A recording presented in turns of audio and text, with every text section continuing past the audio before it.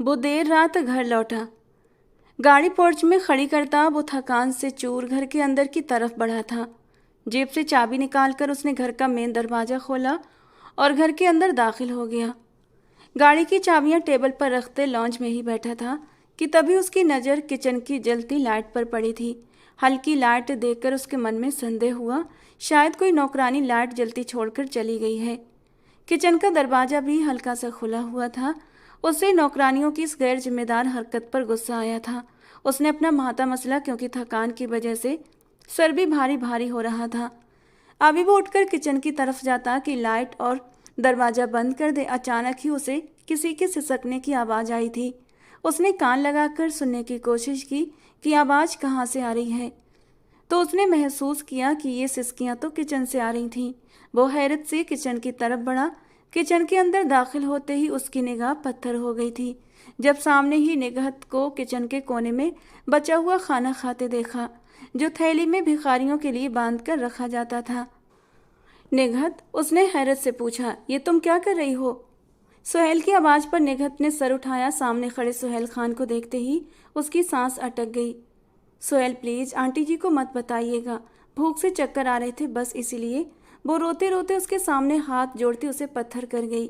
जिसकी शक्ल देखने से उसे चिढ़ थी, उसे इस हाल में देखकर उसके दिल को एक गहरा सदमा लगा था। ऐसा लगा जैसे किसी ने दिल मुट्ठी में लेकर निचोड़ दिया हो।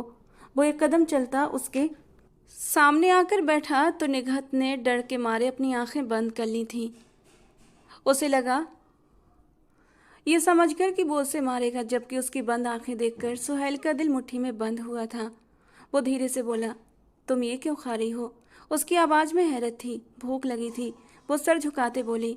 सुहेल ये तो जानता था कि वो बाकी घर वालों के साथ खाना नहीं खाती, लेकिन उसे ये अंदाज़ा नहीं था कि वो बाद में बचा खुचा खाती होगी। उठो, कुर्सी पर बैठो। वो किचन में रखे डाइनिंग टेबल की तरफ इशारा करते बोला और ख़ुद फ्रिज खोलने लगा, लेकिन फ्रिज लॉक था। वो बुरी तरह चौंका। ये फ्रिज किसने लॉक किया? उसने निगहत से पूछा, जबकि निगहत के चेहरे पर डर अभी भी साफ झलक रहा था।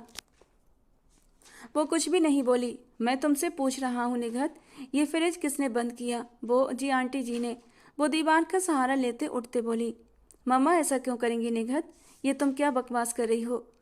वो गुस्से से उसे देखते हुए बोला। निगहत चौंकी नहीं थी, क्योंकि सुहेल खान अपनी माँ के खिलाफ कुछ भी नहीं सुन सकता था। तुमने कुछ और खाना है? वो फ़ोन ऑन करते बोला। नहीं, मेरा पेट भर गया, मैं अब जाऊँ? वो बोलकर धीरे धीरे चलती हुई बाहर चली गई। सुहेल ने उसे जाते देखा तो फ़ोन वापस रखते हुए खुद भी चला गया, जो कि ऑनलाइन कुछ ऑर्डर करने वाला था। ये खान हाउस था। निहाल खान एक अच्छे और कामयाब बिजनेसमैन थे। निहाल खान के मैनेजर अनवर खान, जिसे वो अपने सगे भाइयों की तरह मानते थे, एक दिन चुपचाप सर झुकाकर निहाल खान के सामने आकर बैठे। क्या हुआ अनवर, इतना उदास क्यों हो? निहाल खान ने फाइल चेक करते हुए पूछा। निहाल, कल मेरी तबीयत ठीक नहीं थी और मैं डॉक्टर के पास गया था। कुछ चेकअप वगैरह करवाने के बाद आज उनकी रिपोर्ट मिली है। अच्छा, सब ठीक तो है ना? रिपोर्ट में क्या आया?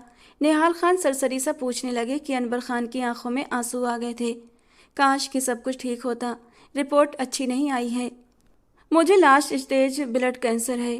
निहाल खान बुरी तरह शॉक्ड हुए थे, जबकि अनवर खान ने अपने आंसू साफ किए।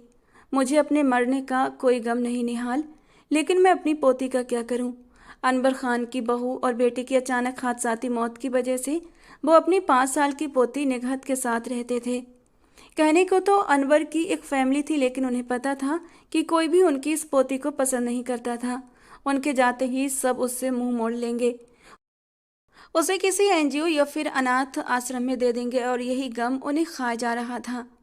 मैं हूं ना अनवर, तुम्हारी पोती आज से मेरी पोती है। मैं उसे हमेशा अपने घर की इज्जत बनाकर रखूंगा। अपने बड़े पोते सुहेल खान के साथ उसकी शादी करूंगा, और तुम फिक्र मत करो, मैं करवाऊंगा तुम्हारा इलाज, तुम ठीक हो जाओगे। कोई फ़ायदा नहीं निहाल, लास्ट स्टेज कैंसर है, डॉक्टर मना कर चुके हैं।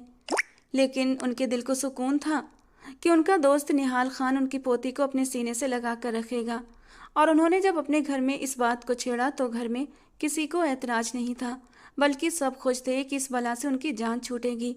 और इस तरह मासूम सी निगहत को अनवर जी ने निहाल जी के हवाले किया और हमेशा के लिए इस दुनिया से चले गए। और तब से निगहत खान हाउस में पलने बढ़ने लगी थी। उसने 5 साल की उम्र से यही रिश्ते देखे थे।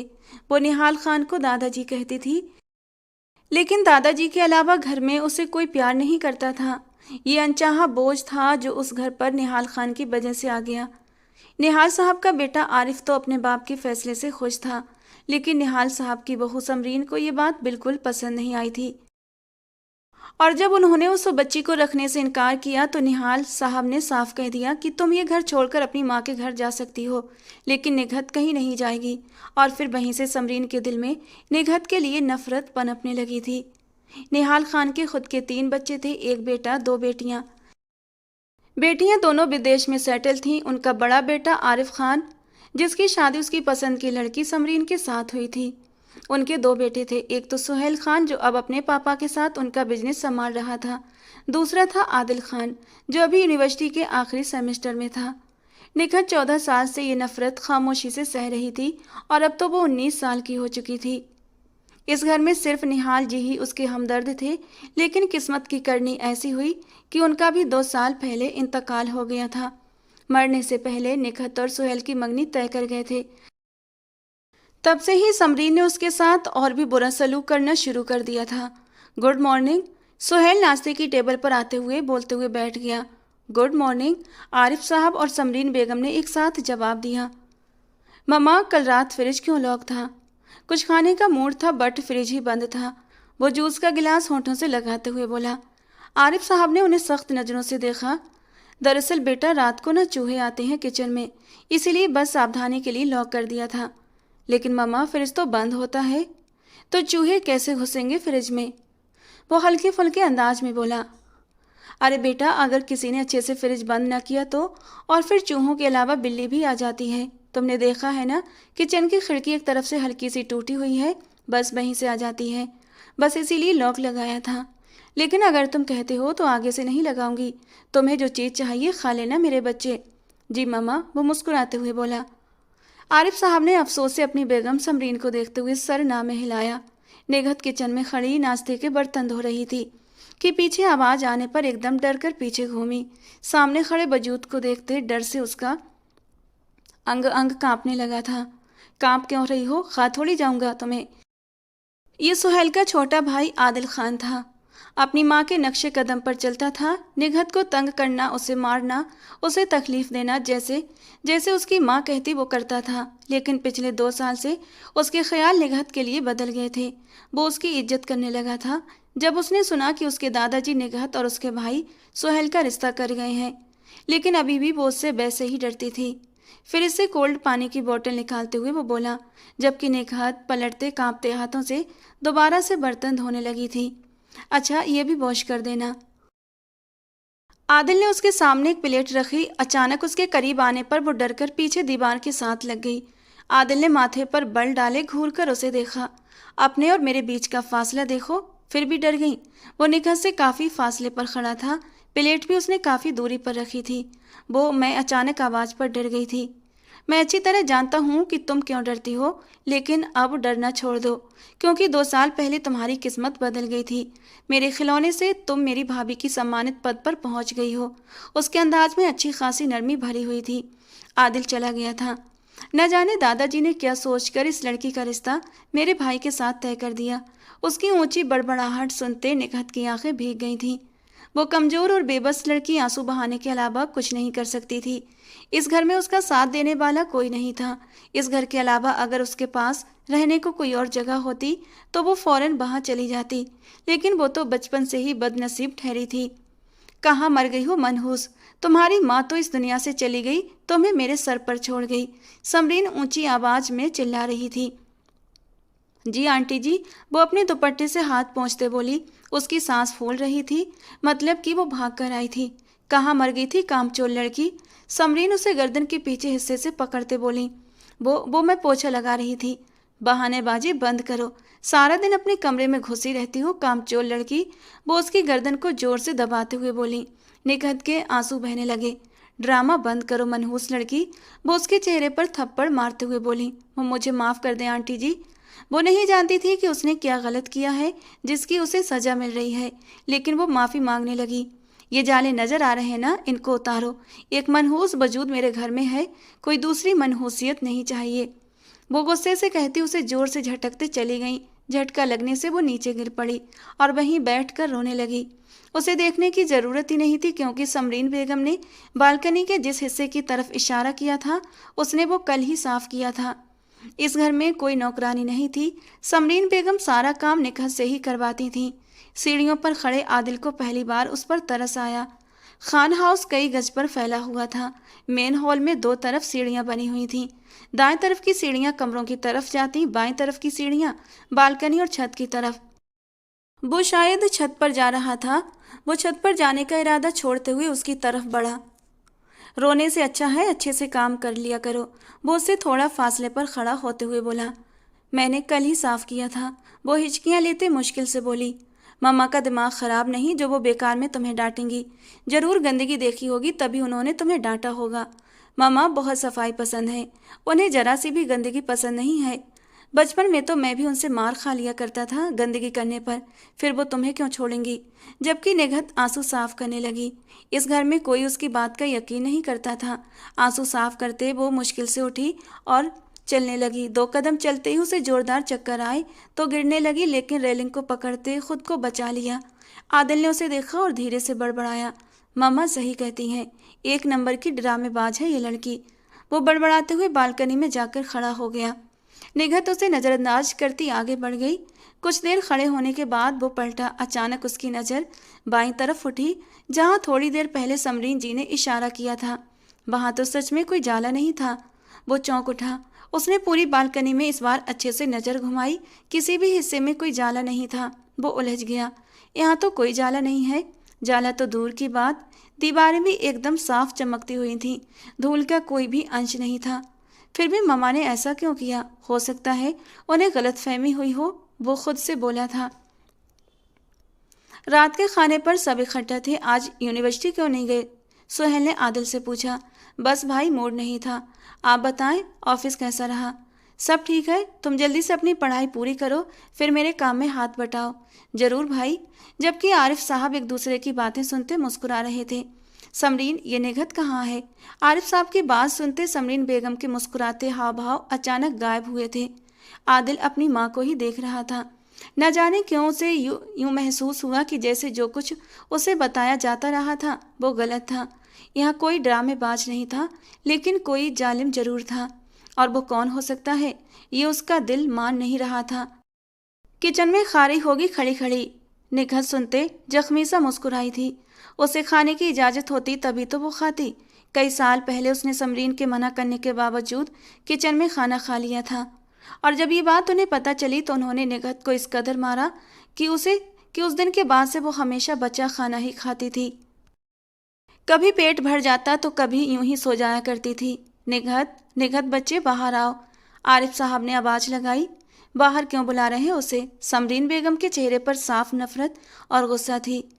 वो गुस्सा नफरत आज कोई पहली बार नहीं देख रहे थे। जी अंकल जी, वो बाहर आते बोली। यहाँ आओ। जी। निघत डरती हुई आगे बढ़ी। समरीन बेगम उसे खा जाने वाली नज़रों से घूर रही थी, जबकि आदिल ये सब नोट कर रहा था। अब तो उसे यकीन होने लगा था कि उसकी माँ निघत के साथ जुल्म करती हैं। सारा दिन घर पर रहने की वजह से वो सुबह से समरीन बेगम को नोट कर रहा था। खाना खा लिया बच्चे? निघत ने डरते डरते समरीन बेगम को देखा। उसने हल्का सा हाँ में सर हिलाया। उनकी आंखों में वार्निंग थी कि अगर मेरी मर्जी के खिलाफ जवाब दिया तो जिम्मेदार तुम खुद होगी। जी अंकल जी। उसके हकलाने पर सुहेल ने सर ना में हिलाया था। ये बात हकलाए बगैर भी कही जा सकती थी, लेकिन इस लड़की को मजलूम बनने का बेहद शौक है। वो दिल में बोला। अच्छी बात है, अब तुम जाओ। समरीन बेगम बोली। जी आंटी। वो बोलकर चली गई। आदिल उसे रोकना चाहता था, लेकिन वो कुछ कह नहीं सकता था। इतना कम क्यों खा रहे हो आदिल? अच्छे से खाओ। समरीन बेगम उसकी प्लेट देखते हुए बोली थी। जी मम्मा। वो धीरे से बोलता अपनी प्लेट पर झुक गया। तुमने खाना क्यों नहीं खाया आदिल? सुहेल नैपकिन से हाथ पोंछते उसकी प्लेट देखते बोला। खाना पसंद नहीं आया क्या? समरीन बेगम बोली। नहीं नहीं मम्मा, ऐसी बात नहीं है। दरअसल मैंने थोड़ी देर पहले खाया था, इसलिए अभी भूख नहीं है। क्या खाया था थोड़ी देर पहले जो तुम्हें भूख नहीं? वो मम्मा मैंने निगहत से कहकर पास्ता बनवा लिया था। ओ अच्छा। उसकी बात सुनते वो रिलैक्स हो गई, जबकि आदिल ने जानबूझकर नहीं खाया था क्योंकि टेबल पर और खाना नहीं बचा था सिवाय उसकी प्लेट के। उसने अपनी प्लेट से एक चम्मच भी खाना नहीं खाया था, वो उसने निगहत के लिए बचा कर रखा। वो सब उठ गए सिवाय आदिल के। फ़ोन निकालते वो उस पर कुछ टाइप करने लगा। यहीं मत बैठे रहना, जल्दी अपने रूम में चले जाना, सुहेल बोलकर चला गया। जी भाई। उन सब के जाने के बाद निगहत बाहर आई। आदिल को बैठे देखकर हैरान हुई। बर्तन ले जाऊं? वो उंगलियां मरोड़ती बोली। झूठ क्यों बोला पापा से? कैसा झूठ? जब खाना नहीं खाया था तो झूठ क्यों बोला? नहीं, मैंने खा लिया था, सच सच कह रही हूँ। अच्छा। उसने सीने पर हाथ बांधते हुए बोला। जी, अब ले जाऊं बर्तन? आदिल बोले बगैर पलटा। ढक्कन से ढकी एक प्लेट उसके सामने कर दी जिसमें चिकन बिरयानी थी। ये ख़त्म करो मेरे सामने। जी? वो हैरान हुई। मैंने कहा ये प्लेट ख़त्म करो। मैं इतना नहीं खाती। जानता हूँ, इसीलिए ये तुम्हारी सज़ा है कि ये प्लेट तुम्हें आज पूरी ख़त्म करनी होगी, वरना ममा को तो जानती हो। वो प्लेट उसकी तरफ बढ़ाते हुए बोला। निगहत ने बेबसी से उसे देखा। चावल ज़्यादा नहीं थे, इतने ही थे जितने नॉर्मली एक इंसान खाता है, लेकिन शुरू से ही उसे कम खाना मिलता था, इसलिए वो प्लेट देखती काफ़ी परेशान हो गई थी। यहाँ बैठो और खाओ, वो कुर्सी खींचते हुए बोला। निगहत खामोशी से बैठ गई। अगर उसकी बात न मानती तो यकीनन समरीन बेगम को उसकी शिकायत लगा देता। आदिल दोबारा अपनी कुर्सी पर बैठते फ़ोन यूज करने लगा। खाना खाते निगहत की आंखें भीगने लगीं। न जाने कितने समय के बाद वो किसी का बचा हुआ और आधा पेट खाना नहीं खा रही थी। एहसान मंदी से उसकी आंखों में आंसू आने लगे थे। आदिल ने फ़ोन से नजरें हटाते उसे देखा। आधी प्लेट वो ख़त्म कर चुकी थी तो वो उठकर चला गया। खाना ख़त्म करते वो उठी और बर्तन समेटने लगी। वो अभी बर्तन धोने की तैयारी कर रही थी। निगहत, पापा बुला रहे हैं, चलो। आदिल किचन में आते हुए बोला। मुझे? क्यों? ये तो वही बताएंगे। उसके लॉन्ज में आते ही आरिफ साहब ने निगहत को अपने पास बुलाया। वो झिझकते हुए उनके पास जाकर बैठ गई। समरीन बेगम उसे गुस्से से घूर रही थी, जैसे अभी नजरों ही नजरों में खा जाएंगी, जबकि आरिफ साहब ने निगहत के सर पर हाथ रखा और फिर समरीन जी की तरफ देखते हुए बोले। मैं सोच रहा हूँ कि अब सुहेल और निगहत की शादी कर दी जाए। उनकी बात सुनते ही निगहत के चेहरे पर हवाइयाँ उड़ी थीं, जबकि समरीन भी मुंह खोले अपने शौहर को देख रही थी। ये क्या कह रहे हैं आरिफ? समरीन बेगम गुस्सा करते हुए बोली, जबकि सुहेल के माथे पर भी बल पड़ गए थे और वो गुस्से से निगहत को घूर रहा था, जबकि आदिल निगहत और सुहेल दोनों को देख रहा था। वही जो तुमने सुना समरीन, इनका रिश्ता तय है। 2 साल पहले ही हो चुका था ये रिश्ता, और ये 2 साल का समय कम नहीं होता। अब हमें इनकी शादी का सोचना चाहिए। लेकिन पापा, इतनी जल्दी क्या है? सुहेल ने विरोध करना चाहा, जबकि आरिफ साहब ने बेटे को घूर कर देखा था। जल्दी कहाँ है सुहेल बेटा, पहले ही 2 साल हो चुके हैं तुम दोनों की मंगनी को, और तुम इस बात से अनजान तो नहीं हो, फिर तुम्हें इतनी जल्दी क्यों लग रहा है? ये मैं सोच रहा हूँ कि इस महीने के आखिर में शादी की तारीख रख देते हैं, तब तक सितारा और अमारा भी आ जाएंगी। इतनी जल्दी क्या है आपको मेरे बेटे की शादी की? समरीन बेगम भी अब गुस्से से चिल्ला उठी थी। उन्हें शादी की जल्दबाजी पर कोई विरोध नहीं था, लेकिन शादी जिससे हो रही थी इस बात पर उन्हें सख्त विरोध था। जिस लड़की से वो इतनी नफरत करती थी उसे अपनी बहू बना लेती, हरगिज भी नहीं। वो तो अपने बेटे के लिए बहुत बड़े ऊंचे सपने सजाए बैठी थी। इसमें जल्दी कहाँ है समरीन बेगम? हमारा बेटा अब शादी के लायक हो चुका है और ये उम्र कोई कम नहीं है। पूरे 26 साल का होकर 27वें साल में लग चुका है, और तुम्हें लगता है कि अभी भी जल्दी है? मेरा मतलब, इतनी तैयारियां करनी होती हैं शादी के लिए, तो उसके लिए टाइम तो लगता है ना। पहले से सब कुछ तय करके रखना पड़ता है। आप तो हथेली पर सरसों जमाने की बात कर रहे हैं। समरीन बेगम को समझ नहीं आ रहा था कि वो कैसे इस मामले को टालें। अरे तो कौन सी ज़्यादा तैयारियां करनी है, घर की ही शादी है, दूल्हा भी घर का, दुल्हन भी घर की, और फिर कैसी परेशानी? हो जाएंगी सारी तैयारियां। मैं सितारा और अमारा को भी बता देता हूँ, वो भी आ जाएंगी और तुम्हारी मदद भी हो जाएगी। तुम यहाँ बैठी क्या सुन रही हो? इतनी शर्म तो होनी चाहिए कि अपनी शादी का सुनकर यहाँ से चली जाओ। समरीन बेगम की दहाड़ पर वो उछल पड़ी थी। जी। वो एकदम से हड़बड़ाई और उठकर किचन में चली गई। समरीन जी ने जब यूं निगहत को डांटा तो आरिफ साहब ने अपनी बीबी को गुस्से से देखा। समरीन, वो तुम्हारी होने वाली बहू है, थोड़ा प्यार से बात कर लिया करो। वाह जी, अभी वो आपकी बहू बनी नहीं और आपने उसकी तरफदारी शुरू भी कर दी। समरीन, ये मेरे पापा की ख्वाहिश थी कि सुहेल की शादी निकाह से हो और मैं अपने पापा जी की आखिरी ख्वाहिश को जरूर पूरा करूंगा। तो तुम इसे दिल से मानो या न मानो, आरिफ साहब ने अपनी बीबी समरीन के चेहरे पर शादी को लेकर जो रंग देखे थे वो अच्छे से नोट कर लिए थे कि समरीन को ये शादी बिल्कुल भी पसंद नहीं है, लेकिन वो भी अपनी बात से पीछे नहीं हट सकते थे। ये उनके बाप ने उनसे अपने मरने से पहले वादा लिया था कि सुहेल और निगहत की शादी होगी। लेकिन पापा, मैं खुद भी अभी शादी नहीं करना चाहता। अभी शादी नहीं करना चाहते या फिर निगहत से शादी नहीं करना चाहते, वो सख्त शब्दों में बोले। अब तो उनके सब्र की इंतहा हो चुकी थी। उन्हें लगता था अगर सुहेल और निगहत की शादी हो जाएगी तो निगहत खुश रहने लगेगी, लेकिन वो ये नहीं जानते थे कि इससे तो उस बेचारी की मुश्किलें और भी बढ़ेंगी। ठीक है पापा, जैसा आपको सही लगे आप वैसा करें, सुहेल ने हार मानते हुए सर झुकाकर कहा था। मैं पानी पीकर आता हूँ, वैसे भी मेरी शादी की बात तो हो नहीं रही जो मैं यहाँ बैठा रहूँ। आदिल शरारती अंदाज में बोला और उठकर किचन में चला आया। किचन में निगहत बर्तन धोने के साथ आंसू भी बहा रही थी। तुम राजी हो शादी से? वो फिर से पानी की बोतल निकालते बोला। निगहत के हाथ एक पल को रुके, फिर वो दोबारा अपना काम करने लगी। तुम्हें कोई ऐतराज नहीं? वो सैल के साथ टेक लगाते उसे देखकर बोला। निगहत अभी भी खामोश रही। जानती हो, इस्लाम में औरत की खामोशी हाँ समझी जाती है, इसीलिए अगर तुम राजी नहीं हो तो चुप ना रहो, जाकर इनकार कर दो। दादाजी ने मेरे लिए ये फैसला किया था और ये फैसला उन्होंने कुछ सोच समझ कर ही किया होगा।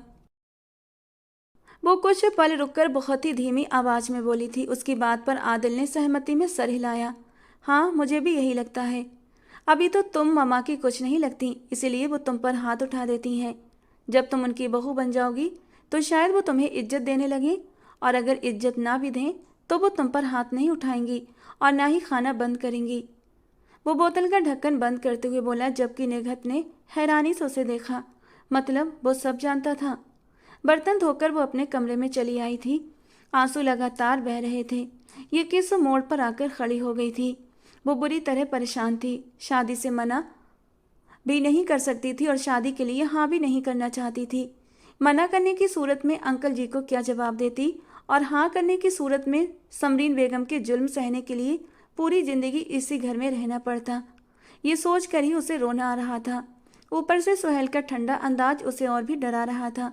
उसने सुहेल के अंदाज में कभी भी अपने लिए नरमी महसूस नहीं की थी।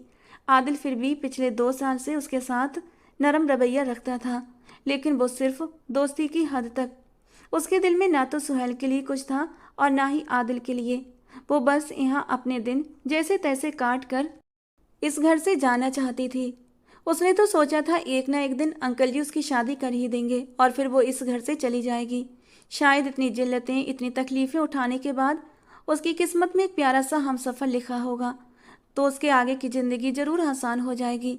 लेकिन उसे नहीं पता था कि उसकी ज़िंदगी में हमसफ़र तो लिखा था और एक घर भी लिखा है, लेकिन वो घर भी यही है और हमसफ़र भी इसी घर में मौजूद है। लेकिन वो हमसफ़र प्यारा है या एक खड़ूस जल्लाद, वो तो उसे शादी के बाद ही पता चलना था। खैर, न चाहते हुए भी समरीन बेगम शादी की तैयारियों में लग चुकी थीं, लेकिन इस दौरान उनके गुस्से का निशाना मासूम सी निगहत बनती रहती थी।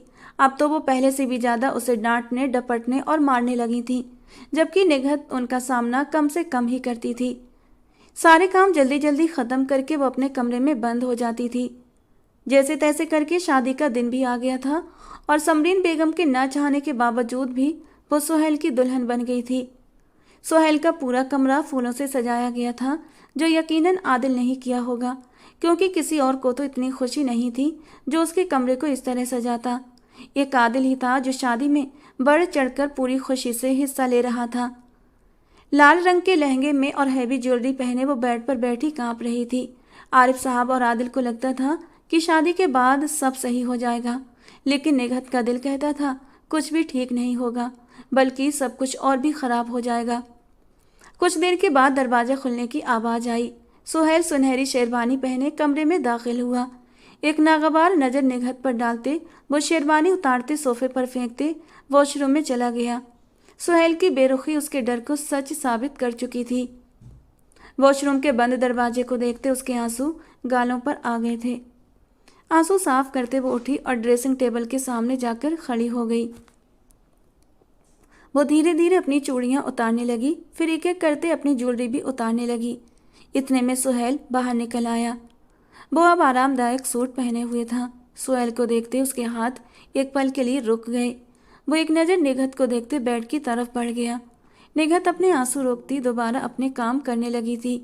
सुनो, अपना काम पूरा करने के बाद लाइट ऑफ कर देना, लेकिन मेरे बेड पर सोने की गलती मत करना। जी। वो बस इतना ही बोली। कुछ देर के बाद वो भी फ्रेश होते बाहर निकल आई थी। कमरे में 2 सीटर सोफ़ा था। वो वहीं सोफे पर बैठ गई। इस सोफे के अलावा वो कहीं और नहीं सो सकती थी। मनहूस लड़की, मेरे बेटे की ज़िंदगी में तो शामिल हो गई हो, लेकिन मैं ज़्यादा दिन तुम्हें उसकी ज़िंदगी में रहने नहीं दूंगी। निघत किचन में खड़ी नाश्ता बना रही थी जब समरीन बेगम गुस्से से भरी अंदर आते उसके बाल खींचते धीमी आवाज़ में गुर्राई थीं। वो काफ़ी दिनों से बर्दाश्त कर रही थीं। जैसे ही घर से मेहमान गए वो भी फ़ौरन अपना गुस्सा निकालने पहुंच गई थीं। आंटी जी छोड़िए, मुझे दर्द हो रहा है। वो आंखों में आंसू लिए बोली। दर्द? समरीन बेगम ने कहते और भी जोर से उसके बाल खींचे थे। मेरे सीने में आग लग रही है तुम्हें अपनी बहू के रूप में देखकर। वो उसे जोर से धक्का देते हुए बोली। मैंने क्या किया है आंटी जी? वो आज पहली बार उनके सामने बोली थी। तो तुम्हारी जबान भी आ गई मुंह में। शादी को 1 दिन हुआ नहीं और तुमने पर निकालना शुरू कर दिए। जबान चलाओगी मेरे आगे, सवाल पूछोगी मुझसे? इतनी हिम्मत आ गई तुम्हारे अंदर, वो भी एक ही दिन में? समरीन बेगम ने गुस्से से पागल होते उसका हाथ गरम तवे पर रख दिया। खामोश, एकदम खामोश, आवाज ना आए तुम्हारी। वो एक हाथ उसके मुंह पर रखते हुए बोली। निघत अपना हाथ छुड़वाने की कोशिश कर रही थी। कुछ पल के बाद समरीन बेगम ने उसकी कलाई छोड़ दी। निघत ने रोते हुए अपना हाथ पीछे किया। उसे तड़पते देखकर वो सुकून से बाहर चली गई थी और वो वहीं बैठकर रोने लगी। नाश्ता कहाँ है मम्मा? मुझे देर हो रही है। सुहेल ऑफिस जाने के लिए तैयार बैठा था। आदिल अभी अभी वहाँ आया था। आरिफ साहब अभी भी अपने कमरे में ही थे। पहले भी नाश्ता वही बनाती थी और अभी भी वही बना रही है, लेकिन लगता है तुमने उसे ज़्यादा ही सर चढ़ा लिया है, इसीलिए उसने मेरी बात नहीं मानी। क्या मतलब मामा? सुहेल माथे पर बल डाले बोला। आदिल टेबल के करीब ही रुक गया था। भाई मैं कुछ देर पहले किचन में गई तो वो ब्रेड बना रही थी। मैंने कहा पराठे बना लो, मेरा दिल चाह रहा है। आगे से कहती है मेरा मूड नहीं है पराठे बनाने का, अगर आपको खाने हैं तो खुद बना लें। समरीन बेगम की बात सुनते सुहेल का गुस्सा आसमान पर जा पहुंचा। मैं अभी देखता हूँ उसे। वो उठने लगा था। भाई आप बैठे, मैं भाभी को यहीं बुला लेता हूँ। आदिल बोलकर किचन में चला गया। किचन में देखा तो वो बाएं हाथ से ब्रेड सेंक रही थी और दायां हाथ उसने नीचे लटका रखा था। भाभी? आवाज पर चौंक कर मुड़ी। आदिल को देखते ही उसने फौरन से मुंह सीधा किया, लेकिन इतनी देर में आदिल उसके आंसू देख चुका था। क्या बात है, ब्रेड क्यों बना रही हो? पराठों की बजाय? वो करीब आते बोला। बस ऐसे ही, उसने धीरे से दोहराया। तो फिर रो क्यों रही हो? ऐसे ही, वो आंसू साफ करते बोली। उसके हाथों पर लगी मेहंदी का रंग अब हल्का हो चुका था। मामा ने क्या कहा ये बताओ? आंटी जी ने तो कुछ भी नहीं कहा, वो अपना काम करते हकलाते बोली। और अपना ये दूसरा हाथ दिखाओ। मैं ठीक हूँ, आप जाएं यहाँ से, मैं नाश्ता ला रही हूँ। आदिल ने उसे कुछ पल घूर कर देखा, फिर खुद आगे बढ़ते उसकी कलाई पकड़कर सामने किया। उसका हाथ बुरी तरह से जला हुआ था। ये कैसे? उसे बोलते ही अपना जवाब खुद से मिल गया। बाहर चलो। मेरी गलती थी आदिल भाई, प्लीज़ छोड़े मुझे। वो कुछ भी कहे बगैर बाहर की तरफ बढ़ा। आरिफ साहब भी अब आ चुके थे। पूछो इसे सुहेल। समरीन बेगम अभी बोलने ही वाली थी कि बीच में ही आदिल बोल पड़ा। 1 मिनट मम्मा, भाभी ने पराठे इसलिए नहीं बनाए क्योंकि उनका हाथ जला हुआ है। उसने बोलते हुए उसका हाथ सामने किया। समरीन बेगम परेशान हो गई ये सोचकर कि अगर उसने सब कुछ सच बता दिया तो। आरिफ साहब परेशानी से उठते बोले। हाथ कैसे जला बेटा? वो परेशानी से उसका हाथ पकड़ते हुए बोले थे। सुहेल दूर से ही उसे देख रहा था। समरीन बेगम ने उसकी आंखों में निखत के लिए परेशानी देखी तो वो और भी गुस्से में आई। लापरवाही में तो इस लड़की का कोई भी मुकाबला नहीं कर सकता। मैं दबा लगा दूंगी इसके हाथ पर। समरीन बेगम आगे आते हुए बोली। मम्मा मेरे ख्याल में इसकी ज़रूरत नहीं है। भाई वैसे भी ऑफिस जा रहे हैं तो भाभी भी उनके साथ चली जाती हैं। रास्ते में वो पहले अस्पताल जाएंगे, बाद में ऑफिस। आदिल बोला था। अरे हॉस्पिटल की क्या ज़रूरत है आदिल? आदिल ठीक कह रहा है मम्मा, मुझे इसे अस्पताल लेकर जाना चाहिए। देखिए ना कितना हाथ जल गया है। सुहेल भी आगे आते हुए बोला। हाँ हाँ जल्दी जाओ बेटा। समरीन के कुछ बोलने से पहले ही आरिफ साहब बोले, जबकि सुहेल सर हिलाते आगे बढ़ा और निगहत का हाथ थामकर आगे बढ़ गया। समरीन बेगम ने गुस्से के मारे अपनी मुट्ठियां भींची थीं। उन्हें तो लगता था कि वो बाहर आकर बहाने बनाएंगी, उस पर इल्जाम लगाएंगी, और उसकी इतनी हिम्मत नहीं थी कि वो अपना जला हुआ हाथ किसी को भी दिखा सके। लेकिन उन्हें आदिल पर अब गुस्सा आ रहा था, जो उसे बाहर ले आया था और उसका जला हुआ हाथ भी सुहेल और आरिफ साहब के सामने रख दिया था। पापा, मेरे ख्याल में हमें एक नौकरानी रख लेनी चाहिए। आदिल उन दोनों के जाते ही डायरेक्ट आरिफ जी से बोला था। लेकिन इसकी क्या ज़रूरत है? समरीन एकदम जल्दी से बोली थी। प्यारी मामा, भाभी को चोट लगी है, वो काम नहीं कर सकेंगी, तो फिर किसने करने पड़ेंगे? आपको। और मैं नहीं चाहता कि मेरी प्यारी माँ को काम करने पड़े। आदिल मीठे अंदाज में माँ के कंधे के आसपास बाजू लपेट कर बोला। तुम्हारा हाथ कैसे जला? सुहेल गाड़ी में बैठते बोला था। वो दोनों अभी अभी हॉस्पिटल से निकले थे। निगहत को समझ नहीं आया कि वो क्या बोले। मुझे नहीं पता चला, बस जल गया। ध्यान नहीं। तुम्हारा काम की तरफ ध्यान क्यों नहीं था? वो नींद पूरी नहीं हुई थी, शायद इसलिए। उसे जो समझ आया उसने बोल दिया। उनकी शादी को 10 दिन हो चुके थे और वो 10 दिनों से उसी सोफे पर सो रही थी। ठीक है, अब से तुम बेड पर ही सोना। निगहत कुछ कहे बगैर बाहर देखने लगी। रात के 7 बजे वो दोनों घर वापस पहुंचे। समरीन बेगम जैसे सुबह से अंगारों पर लौट रही थी। सुहेल को देखते फौरन उसकी तरफ बढ़ी।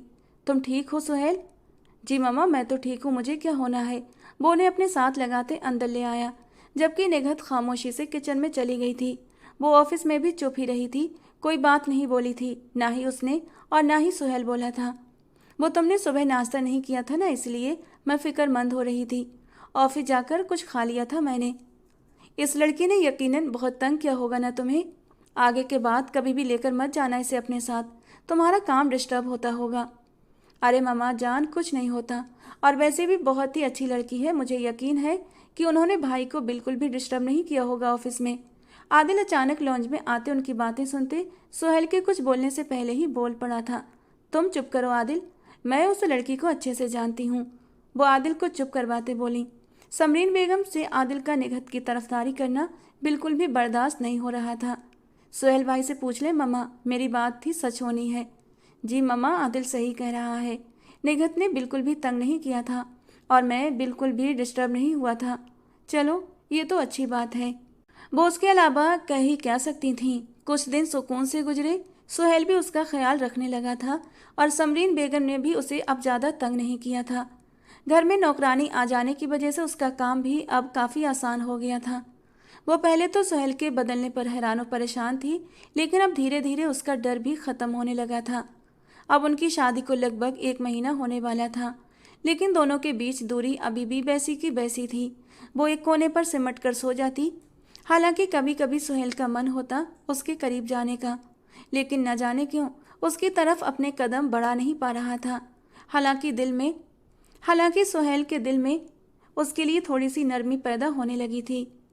शाम को जब सुहेल घर आया तो उसने निगहत को कुछ हल्का फुल्का बनाने को कहा था, क्योंकि उसका खाना खाने का मन नहीं था।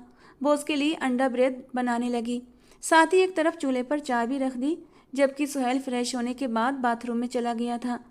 निगहत ने प्याज काटी तो उसकी आंखों में प्याज की वजह से पानी आया था, जिसे उसने अपने हाथों से साफ कर लिया। लेकिन अगले ही पल तेज जलन उसके पूरे चेहरे पर हुई थी। उसे याद आया कि उसने अभी कुछ देर पहले मिर्चें भी काटी थीं और हाथ नहीं धोए थे। चेहरे पर जलन कुछ ज़्यादा ही तेज होने लगी थी। उसने जल्दी से बास बेसन पर जाकर मुंह धोया था, लेकिन जलन थी कि कम होने की बजाय बढ़ती जा रही थी। अब तो उसकी गर्दन पर भी बुरी तरह जलन होने लगी थी। वो जल्दी से चूल्हा बंद करते हुए अपने कमरे में आई थी। आंखें जलन की वजह से पूरी नहीं खुल रही थीं। वो एक झटके से बाथरूम का दरवाज़ा खोलकर अंदर दाखिल हुई और बिना बाथरूम में देखे उसने जल्दी से ठंडे पानी का नल खोलकर खड़ी हो गई थी, जबकि सुहेल तो कुछ समझ ही नहीं पाया था। और जब वो कुछ बोलने के काबिल हुआ तो वो चीख पड़ा था, तुम यहाँ क्या कर रही हो? उसकी दहाड़ पर निगहत ने जल्दी से आंखें खोलकर सामने खड़े सुहेल को देखा था, और जिस हालत में देखा था उसकी भी एक जोरदार चीख निकली थी। आंखें बंद करो वापस, बेवकूफ़ लड़की। जबकि निगहत ने तो खुद ही अपनी आंखें बंद कर ली थीं। सुहेल ने जल्दी से टॉवल लपेटते हुए उसे गुस्से से झंझोड़ कर रख दिया था।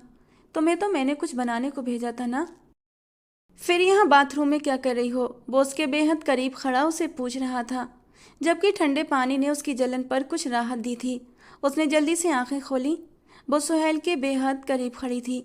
पानी उन दोनों को बुरी तरह भिगो रहा था। सुहेल के चौड़े सीने से बहता पानी निघत का ध्यान अपनी ओर खींच गया था, जबकि उसे अपनी तरफ इतना गौर से देखता पाकर सुहेल ने झुंझलाहट से उसे खुद से दूर किया था।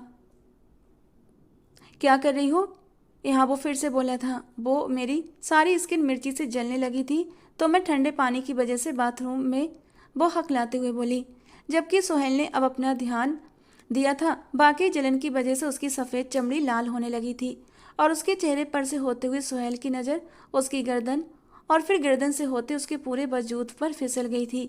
कुर्ता भीग कर उसके वजूद से चिपक चुका था। अंदर पहनी ब्लैक स्ट्रिप कुर्ते से साफ दिख रही थी। उसकी उभरी हुई खूबसूरती देखकर सुहेल के गले में गिल्टी सी उभर कर गायब हुई थी, जबकि निगाह जल्दी से टैप बंद करते हुए बाहर की ओर बढ़ने लगी थी। जब उसे सुहेल की आवाज़ सुनाई दी, रुको, वो एकदम रुक गई। तुम्हारी स्किन कुछ ज़्यादा ही सेंसिटिव है, काफ़ी रेड हो चुकी है। यहीं रुको, मैं लोशन लगाता हूँ। उसने एक एंटीसेप्टिक लोशन उठाते हुए उसकी गर्दन पर धीरे धीरे लगाना शुरू कर दिया था। लेकिन ये एक नया एहसास था जो अब दोनों के दिल की धड़कनों को बढ़ाने लगा था। जैसे जैसे सुहेल के हाथ उसकी नरम गर्दन पर फिसल रहे थे, सुहेल के दिल की धड़कनें तेज हो रही थीं। तो वहीं निघत का डर के मारे बुरा हाल हुआ था। सुहेल जज्बातों में भरकर अपने होंठ अचानक ही उसकी नरम गर्दन पर रख चुका था। वो अब सब कुछ भूलकर निघत से इस रिश्ते की शुरुआत चाहता था। उसके जज्बात अब उसे बुरी तरह बेचैन कर चुके थे। लेकिन निघत के कांपते वजूद को महसूस करके उसने झटके से अपना सर उठाया था।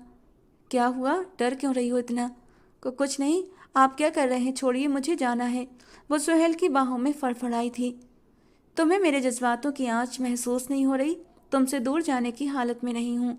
मेरे जज्बात बुरी तरह जाग चुके हैं।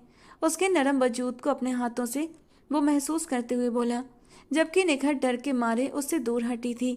उसे समरीन बेगम के शब्द याद आए थे, अगर तुम मेरे बेटे के बच्चे की माँ बनी तो वो दिन तुम्हारी जिंदगी का इस घर में आखिरी दिन होगा।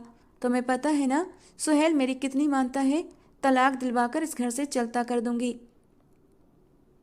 वो झटके से उससे दूर धकेलती बाथरूम से बाहर भागी थी। कबर्ड से कपड़े निकाल कर ड्रेसिंग रूम में जा घुसी, जबकि पीछे से सुहेल अपने हाथों में अपने बाल फंसाकर रह गया था। उसे निघत पर गुस्सा नहीं था, बल्कि खुद पर अफसोस हुआ। उसे लगा कि उसने निघत के दिल में अपना इस कदर डर बिठा दिया है कि वो उसके करीब आने पर इतना ज़्यादा डर गई थी। लेकिन अब उसके दिल में निघत की तलब जाग चुकी थी। हल्के से मुस्कुराते हुए उसने टैप ऑन कर दिया था। वो अपने कमरे में बैठी थी जब सुहेल अंदर आया। तुमने माँ से बदतमीजी क्यों की? उसकी बात सुनते निघत हैरान हुई थी। नहीं, मैंने नहीं। पहले तुमने मम्मा से बदतमीजी की और अब मेरे सामने मासूम बन रही हो। वो बोलते हुए तंज से उसे देखने लगा और आगे बढ़ा। मैं तो ये कह रही थी कि मुझे भी काफ़ी अफसोस है अपनी बदतमीजी के लिए और मैं उनसे माफ़ी मांगना चाहती हूँ। उस वक्त मुझे पता नहीं क्या हो गया था जो मैं इतना गुस्से में आ गई थी। वो दोबारा उसके सामने आते हुए बोली, तो तुम मान रही हो अपनी गलती? वो जैसे हैरान हुआ था। जी सुहेल, इसीलिए तो इसके बाद मैं नीचे ही नहीं गई, क्योंकि मैं बहुत शर्मिंदा थी और मुझ में इतनी हिम्मत नहीं थी जो मैं आंटी जी का सामना कर पाती। जानती हो, मामा भी इसी बात पर नाराज हो रही थी कि तुमने बाद में माफ़ी भी नहीं मांगी और ना ही उनके सामने गई हो। मैं अभी उनसे सॉरी कर लूँगी, आपके ही सामने। मेरे सामने क्यों? वो मुस्कुराहट दबाते उसके गुलाबी होंठों को फोकस करता बोला, ताकि मुझ में हिम्मत आ सके। वो भी मुस्कुराते हुए बोली, चलो फिर नीचे चलते हैं। वो दोनों एक साथ बाहर निकले, जबकि निघत कुछ देर पहले आई कॉल के बारे में सोचने लगी। सुहेल उस वक्त तक कमरे में नहीं आ पाया था।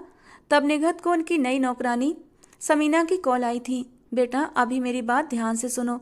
सुहेल बेटे को समरीन मैडम ने आपके खिलाफ भड़काया है, ये कहकर कि आपने उनके साथ बहुत बदतमीजी की है और नाराज होने के बाद कमरे में खुद ही बंद होकर बैठ गई है। तो इसीलिए सुहेल बहुत नाराज हैं। तो अब मैं क्या करूं? निघत बुरी तरह परेशान हुई थी। वही जो मैं कह रही हूँ, ताकि आपका घर बचा रहे। जब वो आपसे इस बारे में पूछें तो आप मान लेना कि आपने बदतमीजी की थी और अब आप अपनी बात पर शर्मिंदा भी हैं, इसलिए नीचे नहीं गई थीं। लेकिन मैंने ऐसा कुछ नहीं किया आंटी। तो फिर क्यों? बेटा, मानने में क्या हर्ज है, लेकिन इससे ये होगा कि आपका शौहर भी राजी होगा और आपके रिश्ते पर भी असर नहीं पड़ेगा। जी आंटी, बोलते हुए उसने कॉल काट दी थी और उसी वक्त सोहेल आ गया था। समरीन उन दोनों को एक साथ आते देखकर गुस्से से आग बबूला हुई थी। अस्सलामुअलैकुम, दोनों ने एक साथ सलाम किया था। सोहेल ने निखत के लिए कुर्सी खींची और वो मुस्कुराते हुए बैठ गई, जबकि आदिल हल्की सी सीटी बजा चुका था। समरीन बेगम ने अपना अंदर लावा उबलता महसूस किया था। आरिफ साहब खुशी से दोनों को देख रहे थे। इतने लंबे समय के बाद उसको खुश देखना, तो वो भी खुश हो गए थे। Aunty ji, I am sorry, actually मुझे खुद नहीं पता कि मुझे उस वक्त क्या हो गया था। And again sorry. भाई, किस बात की माफ़ी? आरिफ साहब बोले। वो दरअसल मैंने आंटी जी से ज़रा ऊंची आवाज़ में बात की थी, तो अब मैं काफ़ी शर्मिंदा हूँ, इसीलिए माफ़ी मांग रही हूँ। सोहेल के आने के बाद याद आया, माफ़ी मांगना। उनकी आंखों में नागवारी साफ थी। समरीन बेगम के सिवाय सब मुस्कुरा दिए थे। फिर वो भी ज़बरदस्ती की मुस्कुराहट चेहरे पर सजाए निगहत के मुस्कुराते चेहरे को नफरत भरी नज़रों से देखने लगी। खाने के बाद दोनों अपने कमरे में चले गए। सुहेल कमरे से जुड़े स्टडी रूम में चला गया, जबकि निगहत बेड पर बैठ गई। काफ़ी देर बाद सुहेल बाहर आया था तो निगहत को बैठे बैठे ही सोता पाया।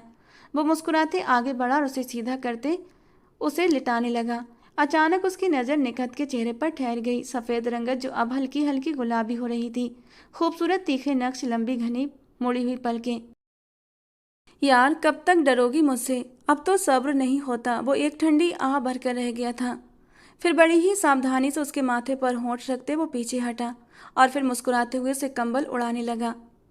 उनकी शादी को 3 महीने होने वाले थे, लेकिन समरीन ने अभी तक उसे अपनी बहू स्वीकार नहीं किया था। उन्हें जब भी मौका मिलता वो जरूर निगहत को बेइज्जत करती, लेकिन समीना की वजह से ये मौका कम ही मिल पाता था। उसके और सुहेल के रिश्ते में थोड़ा थोड़ा सुधार आ रहा था, लेकिन समरीन बेगम कभी कभी उसे भड़काने की कोशिश जरूर करती। मगर निगहत अब इस बात को अच्छे से संभालना सीख चुकी थी, और वो भी समीना की बदौलत हुआ था।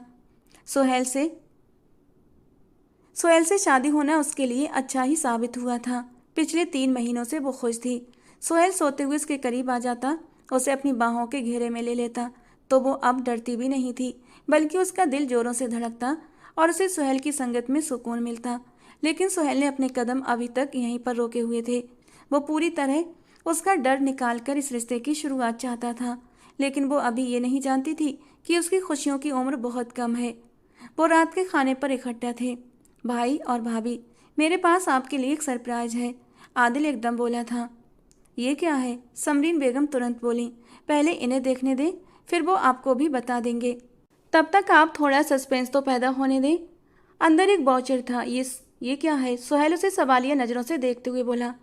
आप दोनों की शादी का गिफ्ट। आप तो ऑफिस के कामों में इतना बिजी हो गए कि आपको अपना हनीमून याद ही नहीं रहा, तो मैंने सोचा क्यों ना मैं ही आप दोनों को हनीमून प्लान गिफ्ट कर दूं। बहुत अच्छा किया, मैं भी यही सोच रहा था। शादी के बाद तो वैसे भी इन दोनों को कहीं जाने का मौका ही नहीं मिला। आरिफ साहब भी बोले। इसकी क्या ज़रूरत थी आदिल? अगर सुहेल चला जाएगा तो बिजनेस कौन संभालेगा? समरीन बेगम तुरंत बोली। डोंट वरी मामा, मेरी यूनिवर्सिटी भी अब पूरी हो चुकी है, तो अब से मैं भी ऑफिस जाया करूँगा। तो जब तक भाई ऑफिस नहीं आ जाते, मैं और पापा मिलकर बिजनेस संभाल लेंगे। उसकी बात पर समरीन बेगम कुछ न कह सकी। सुहेल बेड पर बैठा फ़ोन देख रहा था जब निगहत कमरे में आई। यहाँ आओ, उसे अपने पास जगह देता बोला। जी। निगहत तो उसके पास बैठी और बोली। आई एम सॉरी निगहत, हनीमून का ख्याल मुझे आना चाहिए था, लेकिन मैं बिजनेस में इस कदर डूब गया था कि मुझे याद ही नहीं रहा। कोई बात नहीं सुहेल, मुझे आपसे कोई भी गिला नहीं है। एक बात बताओ, तुम कभी मुझसे कुछ कहती क्यों नहीं हो? मतलब? वो नासमझी से उसे देखने लगी थी। मतलब ये कि लड़कियों को तो फरमाइशें ही ख़त्म नहीं होती हैं, लेकिन तुम मुझसे कभी कुछ नहीं कहती हो, कोई फरमाइश नहीं करती हो। उसकी बात सुनते निगहत को समझ ही ना आया कि वो क्या कहे। बचपन से उसने कोई भी फरमाइश नहीं की थी। कोई अपना होता तो कहती ना, दादा जान जो ला देते वो वही खामोशी से रख लेती थी। सुहेल, मुझे कुछ नहीं चाहिए, इसीलिए मैं आपसे कुछ नहीं कहती, लेकिन फिर भी कुछ तो चाहता होगा ना तुम्हारा दिल। कल हम जा रहे हैं ना, फिर आप खुद ही देख लीजिएगा। चलो सही है, वो मुस्कुराते हुए बोला। उनके रहने का इंतजाम आदिल ने पहले ही कर दिया था। वो कमरे में दाखिल हुआ तो निघत हैरान होते हुए कमरे को देखने लगी। कमरा बेहद खूबसूरत, खुला और लग्जरी था। बैग रखने के बाद वो खिड़की के पास खड़ी हो गई। बाहर का नज़ारा बहुत खूबसूरत था। बहुत प्यारा है ये सब, वो अचानक बोली। तुम्हें पसंद आया? वो उसके करीब जाते हुए बोला। जी बहुत ज़्यादा। वो एक नज़र सुहेल को देखकर दोबारा बाहर देखने लगी। हरियाली तो उसे वैसे भी बहुत पसंद थी। दूर से नजर आती ऊंची ऊंची पहाड़ियों का ये मंजर और भी खूबसूरत बना रहा था। वो चुपके से उसके पीछे आकर खड़ा हुआ, उसकी कमर में हाथ डालते अपने पेट से लगाया था। फिर उसके कान में धीरे से फुसफुसाया। हनीमून का मतलब जानती हो? वो बुरी तरह घबराई थी, लेकिन उसने खुद को कंट्रोल कर रखा था। इसमें जानने वाली क्या बात है? हनीमून का मतलब अपने शौहर के साथ घूमना फिरना होता है। जी नहीं जान, कुछ और भी मतलब होता है। हनीमून के टाइम पीरियड में कपल्स एक दूसरे के बेहद करीब आते हैं। वो धीरे से अपने दहकते होंठ उसकी नरम गर्दन पर रख गया था और फिर अपने दांतों से उसकी बेदाग गर्दन पर एक लव बाइट बना गया। एक हल्की सी सिसकी थी जो निखत के होंठों से निकली थी। अब वो उसके कंधे की शर्ट को हटाता हुआ धीरे धीरे अपने होंठ उसकी गर्दन पर लगा रहा था। तुम अभी भी मुझसे डरती हो? उसने कंधों से पकड़कर निखत को अपने सामने किया था तो उसने धीरे से सर ना में हिला दिया। तो फिर ये दूरी क्यों? करीब आ जाओ ना मेरे। ये दिल अब तुम्हारी चाहत करने लगा है। ये जज्बात मुझे तंग करने लगे हैं। आई नीड यू, वो जज्बातों से चूर शब्दों में बोला। निघत के चेहरे पर फैली शर्म की लाली से सुहेल को अपना जवाब मिल चुका था। वो उसे बाहों में लिए बेड की तरफ बढ़ा। खिड़की के पर्दे गिराते लाइट बंद करता वो उसके करीब आया था और अब शर्ट के बटन खोलता हुआ वो जज्बातों से भरी निगाहों से निघत को देख रहा था, जबकि शर्म से निघत आंखें बंद कर रखी थी। शर्ट उतारते हुए वो उसके करीब आया था और उसके नरम लाल होठों पर झुक गया। उसके पेट पर हाथ रखते हुए उसने अपना हाथ धीरे धीरे उसके कुर्ते के नीचे से ऊपर की ओर सरकाया था और जब उसका हाथ निघत को अपनी नरम धड़कन पर महसूस हुआ तो एक आह उसके होठों से निकली थी। वो जोर से उसकी नरमी को महसूस करता उसके होठों को शिद्दत से पीने लगा था। उसकी उंगलियां निघत की धड़कनों पर हरकत कर रही थीं और यह एहसास निघत को किसी दूसरी दुनिया की सैर करवा चुका था। एक झटके से वो उसे हर चीज़ से आज़ाद कर गया था। उसकी रेड स्ट्रिप की हुक खोलते हुए जो खूबसूरती सुहेल की आंखों ने देखी वो अपनी आंखें झपकाना भूल गया था। खूबसूरत दूधिया धड़कनों की गुलाबी टिप को अपने कांपते होंठों से छुआ था और अगले ही पल वो बुरी तरह मदहोश होता उसकी धड़कनों को सक करने लगा था। निघत मचल उठी थी। उसके बालों को मुट्ठियों में फंसाए वो बुरी तरह मदहोश हुई थी।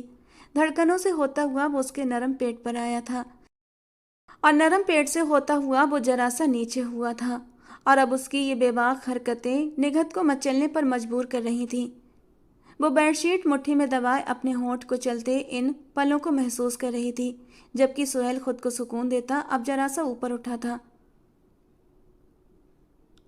उसने निघत के कान में सरगोशी की थी। नहीं, वो खुमार भरे अंदाज में बोली थी। उसने निघत के होठों को अपने होठों में कैद करते हुए खुद को अगले मूवमेंट के लिए तैयार किया था।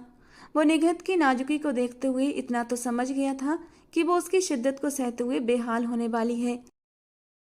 इसीलिए उसे अपने होठों में लेते हुए उसकी दर्द भरी सिसकी का गला घोंटा था। निघत की आंखों से दो आंसू निकले जिन्हें सुहेल ने नरमी से अपने होठों से चुन लिया था।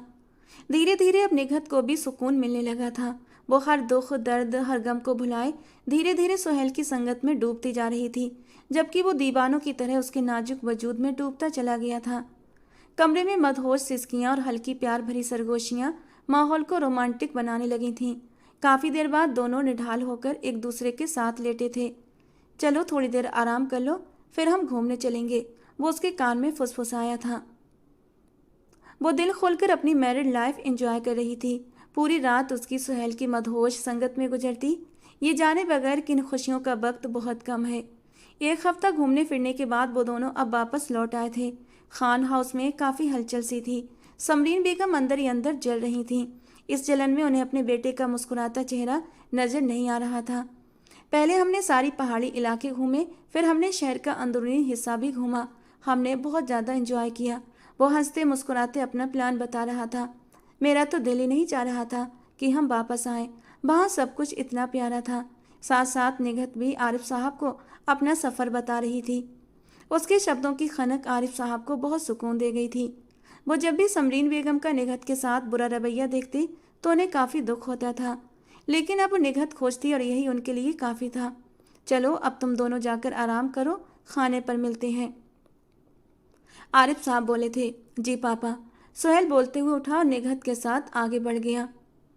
उन्हें वापस आए 1 महीना हो चुका था कि निघत का बुरा वक्त शुरू हुआ। क्या हुआ मैडम जी, क्या हुआ? समीना उसकी पीली पड़ती रंगत देखकर बोली। वो मुझे शायद फूड पॉइजनिंग हुई है, जो भी खा रही हूँ वो वॉमिटिंग हो जाता है। कब से हो रहा है ऐसा? कल रात से। समीना उसकी बात पर मुस्कुराई। आज जब सुहेल साहब आए तो उनके साथ हॉस्पिटल जाइएगा। मुझे लगता है कि आप उम्मीद से हैं। सच में? निगत पहले तो हैरान हुई, फिर खुशी से चहक उठी। जी मालकिन, मेरी छठी हिस्स कह रही है कि बहुत जल्द इस घर में एक नन्हा सा मेहमान आएगा। मैं सुहेल को कॉल करती हूँ अभी। वो जल्दी से बोलते किचन से निकली और अपने कमरे की तरफ बढ़ी। सीढ़ियाँ चढ़ते वो अपने कमरे में जाते फ़ोन उठाते कॉल लगाने लगी कि अचानक उसके हाथ से किसी ने फ़ोन लिया। निगहत समरीन बेगम को देखते परेशान हुई। आंटी जी, तुझे क्या कहा था कि मेरे बेटे से दूर रहना? जाने से पहले कहा था ना? कहा था, लेकिन मेरी बात तो सुने। तुम्हारी सुनो। 2 दिन से मेरा दिल जल रहा है तुम्हें देख देख कर। दिल चाहता है कि अभी तुम्हारी जान ले लूं। समरीन बेगम की नज़र टेबल पर रखे कांच के जग पर पड़ी। उनके चेहरे पर एक शैतानी मुस्कुराहट आई। उन्होंने हाथ मारकर जग नीचे गिरा दिया। एक ही पल में जग टुकड़े टुकड़े होकर फर्श पर बिखर चुका था, जबकि निगहत हैरानी से समरीन बेगम को ये सब करते देख रही थी। और फिर अगले ही पल समरीन बेगम ने उसे बाजू से पकड़ते हुए नीचे कांच पर फेंका। उनका निशाना उसका चेहरा था। उन्हें ऐसा लगता था कि सुहेल उसके खूबसूरत चेहरे की वजह से उसका दीवाना होता जा रहा है। निगहत पेट के बल जमीन पर गिरी थी। कांच उसके आधे चेहरे पर घुस चुका था। उसके माथे से भी खून बहने लगा था, लेकिन पेट में उठते तेज दर्द ने उसे कुछ भी सोचने नहीं दिया। वो पेट पकड़े चीखने लगी। उसकी चीखें सुनते समरीन बेगम होश में आई थी। उसकी इतनी तेज चीखें सुनते वो थोड़ा घबराई थीं। इतने में उन्हें समीना की आवाज़ आई थी। निघत मैडम क्या हुआ? वो बोलते हुए कमरे में दाखिल हुई। समीना, जरा देखो इसे, ये गिर गई थी और अब चीख रही है। वो मुंह पर हाथ फेरते बोली। निघत को पेट पकड़े देखा। वो फौरन उसकी तरफ आई। मैडम साहिबा, जल्दी से गाड़ी निकलवाइए, इन्हें अस्पताल लेकर जाना है। इतनी जोर से नहीं गिरी है कि अस्पताल लेकर जाना पड़े। मैडम साहिबा, निघत मैडम उम्मीद से हैं और अभी वो पेट के बल गिरी हैं। वो निघत को उठाते बोली। निघत अभी आधी बेहोशी में हल्का हल्का सिसक रही थी, लेकिन समरीन बेगम तो हक्का बक्का सी खड़ी उसे देख रही थी। उसके प्रेग्नेंट होने की खबर सुनते ही उनकी रंगत सफ़ेद पड़ी थी, लेकिन वो अपनी जगह से 1 इंच भी नहीं हिली थी। समीना बेगम जल्दी जल्दी निघत के मुंह पर पानी के छींटे मारने लगी। उसने मुश्किल से अपनी आंखें खोली थीं। दर्द के मारे पीली पड़ रही थी।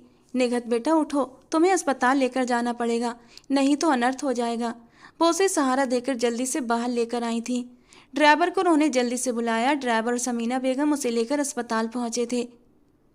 निघत के हॉस्पिटल होने का सुनते ही आदिल, सुहेल और आरिफ साहब तीनों जल्दी से अस्पताल पहुंचे। इमरजेंसी के बाहर ही उन्हें समीना बेगम खड़ी नजर आई थी। क्या हुआ निघत को? सुहेल तेजी से बदहवाशी की हालत में आगे बढ़ते उनके करीब आते हुए बोला था। फिर आदिल और आरिफ साहब भी उसके करीब आए थे। पता नहीं जी, मैंने बस उनकी चीखें सुनी थी। जब मैं कमरे में गई तो मैडम जमीन पर गिरी पड़ी थीं और समरीन मैडम उनके करीब खड़ी थीं।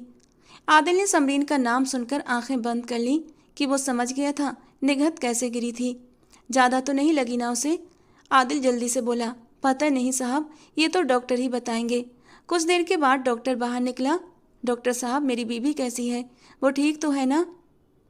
जी वो ठीक है, लेकिन बदकिस्मती से हम आपका बच्चा नहीं बचा पाए। बच्चा अभी सिर्फ 2 वीक का था, इसलिए हम अपनी कोशिश के बावजूद भी उसे बचा नहीं सके। डॉक्टर की बात सुनते सुहेल बुरी तरह लड़खड़ाया था। वो बाप बनने वाला था। उसे ये तब पता चला जब उसका बच्चा ही चला गया था। जबकि डॉक्टर की बात सुनते समीना बेगम ने मुंह पर हाथ रखा था। आरिफ साहब की आंखों में भी आंसू आने लगे थे। डॉक्टर एक्सक्यूज करते हुए चला गया। आदिल ने मुंह पर हाथ फेरा। ये क्या कर दिया आपने मामा? इसकी भरपाई कौन करेगा अब? वो दिल में बोला था। फिर आगे बढ़ते सुहेल को तसल्ली देने लगा। आरिफ साहब भी आंसू पोंछते सुहेल की तरफ बढ़े, जबकि 27 साल का सुहेल अपने बाप के गले लगते फूट फूट कर बच्चों की तरह रोने लगा था। औलाद का गम होता ही ऐसा है, अच्छे से अच्छे के आंसू बहने लगते हैं। आदिल भी अपनी आंखों में आई नमी को साफ करते हुए समरीन बेगम को कॉल करने लगा। एक दिन के बाद ही निगहत को डिस्चार्ज कर दिया गया था। जब उसे अपने बच्चे के बारे में मालूम हुआ तो वो एक शब्द भी नहीं बोली थी। सुहेल ने रो रो कर अपना दिल हल्का कर लिया था, लेकिन पहली बार निगहत ने अपनी आंखों में एक आंसू भी नहीं लाने दिया था।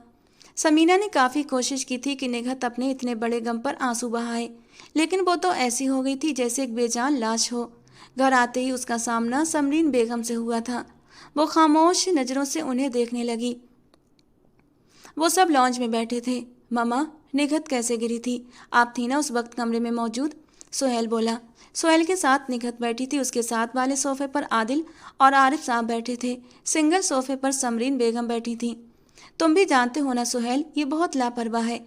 अपनी लापरवाही की वजह से गिर गई होगी और इतना नुकसान कर लिया, अपना भी और हमारा भी। निगहत खामोश नज़रों से समरीन बेगम की ये बेदर्दी देख रही थी, जो उसके बच्चे की जान लेने के बाद भी झूठ बोल रही थी। मुझे गिराने वाली ये औरत थी। ये चाहती थी कि मुझे गिराकर मेरा चेहरा दागदार कर दे, ताकि इनका बेटा मुझे पसंद ना करे। निगहत अचानक ही एकदम चीखते हुए बोली थी। उसके शब्दों में आज चट्टानों जैसी सख्ती थी। सुहेल और आरिफ साहब उसकी बात सुनते शॉक्ड हुए थे, लेकिन आदिल को पहले से अंदाजा था, इसलिए वो आराम से बैठा रहा और अब समरीन बेगम के चेहरे को देख रहा था, जहाँ के हाव भाव बदलने लगे थे। ये झूठ बोल रही है बेटा, मैं ऐसा क्यों करूँगी भला? वो सुहेल को देखते हुए बोली। मैं मानता हूँ कि हमारा दुख बहुत बड़ा है, लेकिन इसका मतलब ये नहीं कि तुम मेरी माँ पर इल्ज़ाम लगाओ। मैं इल्ज़ाम लगा रही हूँ? और ये जो औरत कर रही है, जो करती आई है, आपको कभी नज़र नहीं आया? ये औरत मुझे कभी खुश नहीं देख सकती, इसीलिए मेरी औलाद को मार दिया इसने। कातिल है ये मेरी खुशियों की, मेरी औलाद की, मेरे सुकून की। वो एकदम खड़े होते ज़ोर ज़ोर से चीखने लगी। ऐसा लगता था जैसे उस पर पागलपन का दौरा पड़ गया है।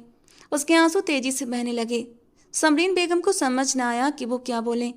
निगहत, बकवास बंद करो, सुहेल खड़े होते सख्त अंदाज में बोला था। मैं बकवास नहीं कर रही सुहेल, आप अपनी डायन माँ का असली रूप नहीं देख रहे। ये डायन है जो पहले मेरी खुशियों को और अब मेरे सुकून को खा गई। क्या और फॉल बक रही हो? वो उसे कंधों से झंझोड़ते हुए चीखते हुए बोला था। निगहत एकदम से चुप होकर सोफे पर गिरने वाले अंदाज में बैठ गई थी, जबकि सुहेल सोफे के नीचे उसके पैरों के पास बैठा था और अब विश्वास भरी नज़रों से उसे देख रहा था। उसकी माँ पर इल्ज़ाम लगाकर निगहत ने सुहेल को बहुत बड़ा दुख दिया था। भाभी सच कह रही है भाई, अब आदिल बोला था। आदिल? समरीन बेगम भी अब शिकायती नज़रों से आदिल को देखने लगी थीं। आप जानते हैं, शादी के बाद भाभी का हाथ जला था, वो भी मम्मा ने जलाया था।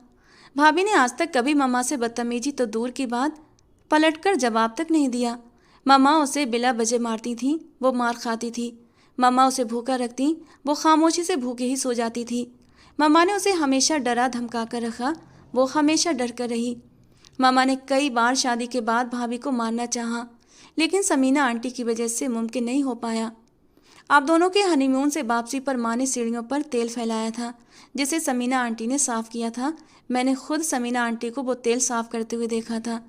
मैंने समीना आंटी से पूछा भी था कि यहाँ पर तेल कैसे गिरा, तो समीना आंटी कुछ बताने को तैयार नहीं थी। लेकिन फिर मेरे गुस्सा करने पर उन्होंने ये बात मुझे बताई थी कि उन्होंने खुद अपनी आंखों से मामा को सीढ़ियों पर तेल गिराते देखा था। लेकिन उन्होंने मेरी हाथ जोड़कर विनती की थी कि आप ये बात किसी को मत बताना, वरना मेरी नौकरी चली जाएगी। मुझे इस नौकरी की अभी सख्त ज़रूरत है, क्योंकि मेरा शौहर बीमार है। उसे अगर टाइम पर दवाइयाँ न मिली तो उसका मर्ज बढ़ जाएगा, और इसीलिए मैं खामोश हो गया था। लेकिन कल जो हादसा हुआ, मैं ये सोच भी नहीं सकता था कि मेरी माँ नफ़रत में इस कदर अंधी हो जाएगी कि वे अपनी ही औलाद का बच्चा खा जाएगी। सुहेल और आरिफ साहब ये सब सुनते सदमे में चले गए थे। सुहेल की पकड़ निगहत के कंधों पर हल्की हुई। नहीं, ये सच नहीं। मैं नहीं जानती कि निगहत उम्मीद से है। कबूल कर ले मामा कि आपने कभी भी भाभी को अपनी बहू कबूल नहीं किया। 5 साल की उम्र से वो आपके पास है, लेकिन आपने एक पल के लिए भी उसे अपनी बेटी नहीं समझा। उसे हमेशा नफ़रत का निशाना बनाया। मैं भी उसे तंग करता था आपके बहकावे में आकर, लेकिन जब भाई का रिश्ता इससे तय हुआ, उस वक्त मैंने अपने दिल से सारी बातें निकाल कर इन्हें अपने भाभी के रूप में स्वीकार कर लिया था। यही सोचकर मैंने पापा से कहा कि अब उन दोनों की शादी करवा दें, शायद मामा का रवैया भी ठीक हो जाए। लेकिन मेरी ज़िंदगी की सबसे बड़ी गलती थी। मुझे भाभी को इस घर की बहू नहीं बनवाना चाहिए था, बल्कि इन्हें किसी और की जगह ले जाकर शिफ्ट कर देना चाहिए था, जहाँ कम से कम ये खुश तो रह सकती। बोलते बोलते आदिल की आंखों में आंसू आ गए थे। सुहेल ये सब कुछ सुनते बोल ही नहीं सका था। उसे खुद पर अफसोस हुआ, यानी उसकी बीबी की तकलीफ़ों को उससे ज़्यादा आदिल महसूस करता था, जबकि उसे तो अपनी माँ की मोहब्बत की पट्टी चढ़ी हुई थी। उसने कभी आंख फैलाकर निखत की तरफ नहीं देखा था। समरीन बेगम सोफे पर बैठकर रोने लगी, जबकि निखत भी रो रही थी। आरिफ साहब धम से सोफे पर गिरने के अंदाज में बैठे थे। इस सब के कुछ दिन बाद ही सुहेल निखत को लेकर अलग हो गया था। समरीन बेगम बहुत रोई थीं। उन्होंने सुहेल को बहुत रोका था, लेकिन सुहेल का सिर्फ यही कहना था कि वो उन्हें छोड़ नहीं रहा, बस अलग हो रहा है ताकि माँ के साथ बीबी को भी खुश रख सके। निखत को इस नए घर में आए 1 हफ्ता हो गया था और इस 1 हफ्ते में सुहेल ने उसका बहुत ख्याल रखा था, लेकिन वो अभी तक उस गम से निकल नहीं पाई थी। निखत, निखत, वो आवाज़ें लगातार लॉन्च में दाखिल हुआ। वो लॉन्च में बैठी टीवी देख रही थी। जी, वो खड़े होते हुए बोली, ये देखो आज मैं तुम्हारे लिए क्या लाया हूँ। वो एक शापर सामने करते हुए बोला, ये क्या है? उसने थैली की तरफ हाथ बढ़ाया। आइसक्रीम। मैंने सुना है आइसक्रीम खाने से मूड अच्छा होता है, तो मैं आज तुम्हारे लिए आइसक्रीम लाया हूँ। अच्छा जी, कल भी आपने यही कहा था। वो आइसक्रीम का डिब्बा निकालते बोली, अरे वो तो गोलगप्पे थे, ये आइसक्रीम है। वो अपना कोट उतारते अपनी आस्तीनें ऊपर फोल्ड करते हुए बोला। नौकरानी ने प्लेटें और चम्मच टेबल पर रख दिए थे। आज आप देर से आए? वो प्लेटों में आइसक्रीम निकालते हुए बोली। हाँ, वो मम्मा की तबीयत ठीक नहीं थी तो पहले घर गया था, उनसे मिलकर आया हूँ। आइसक्रीम निकालते निखत के हाथ रुक गए। आपने मुझे क्यों नहीं बताया? जब तक तुम उन्हें माफ़ न कर दो, मैं तुम्हें उनसे मिलने का नहीं कहूँगा। वो उसके हाथ थामते हुए बोला। उसके बाद भी अगर तुम ना मिलना चाहो तो मैं तुम पर कोई भी ज़बरदस्ती नहीं करूँगा। वो उसे अपने साथ लगाता हुआ बोला था। निखत की आंखें नम हो गईं। सुहेल एक बहुत ही समझदार इंसान था। उसे बीबी और माँ दोनों के हक पूरे करने आते थे। वो धीरे से मुस्कुराकर उसे देखने लगी। मैंने कहा था ना, आइसक्रीम खाने से मूड अच्छा होता है। निखत को मुस्कुराते देख सुहेल बोला था, जबकि निखत हंस पड़ी थी। तो दोस्तों, आपको क्या लगता है, क्या निखत को समरीन बेगम को माफ़ कर देना चाहिए? अपनी राय कमेंट बॉक्स में ज़रूर देना। तो दोस्तों, कहानी कैसी लगी ज़रूर बताना। पसंद आई हो तो प्लीज़ लाइक करना। रोज़ एक नई और रोमांटिक कहानी के लिए हमारे चैनल को सब्सक्राइब करना। मिलते हैं दोस्तों अगली किसी नई कहानी के साथ।